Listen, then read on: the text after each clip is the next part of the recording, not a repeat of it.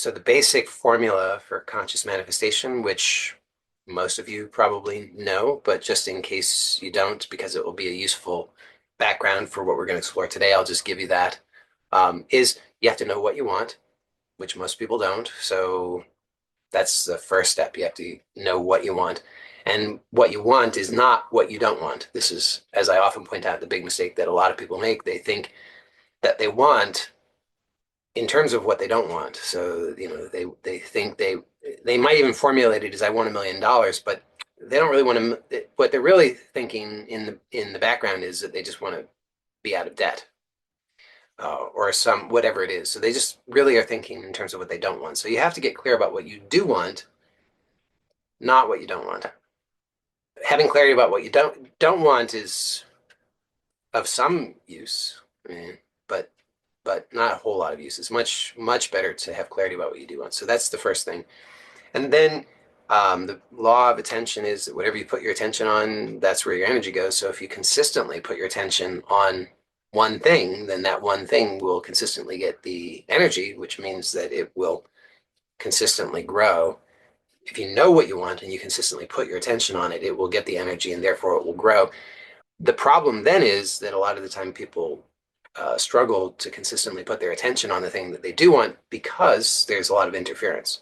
That interference can show up in a variety of ways. One of the biggest, most easily accessible ways is limiting beliefs. So if you get clarity on what you want and you put your attention on it, and then you start to notice that you've got these beliefs that pop up. It's like, oh, I can't have that because, whatever the reasons are, I'm not good looking enough. I'm not intelligent enough. I'm not tall enough. I'm not strong enough. I'm not young enough. I'm not old enough.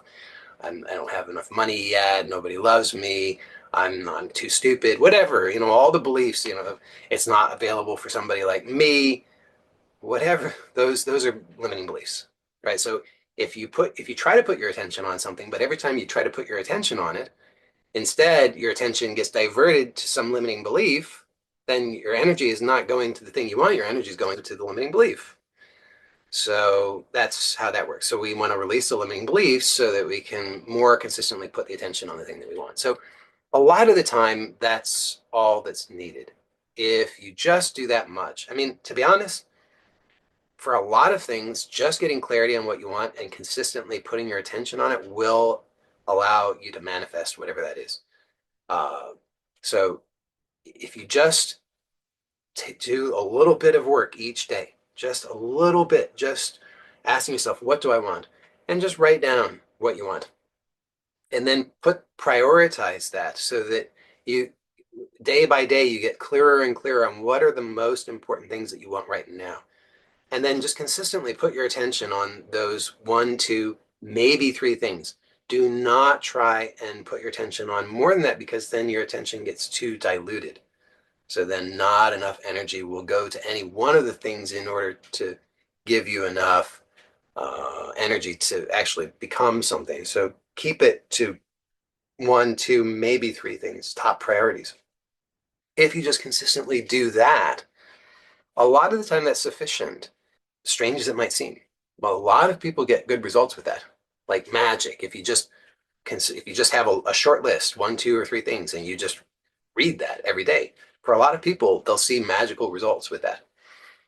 I say magical, it's the law of attention.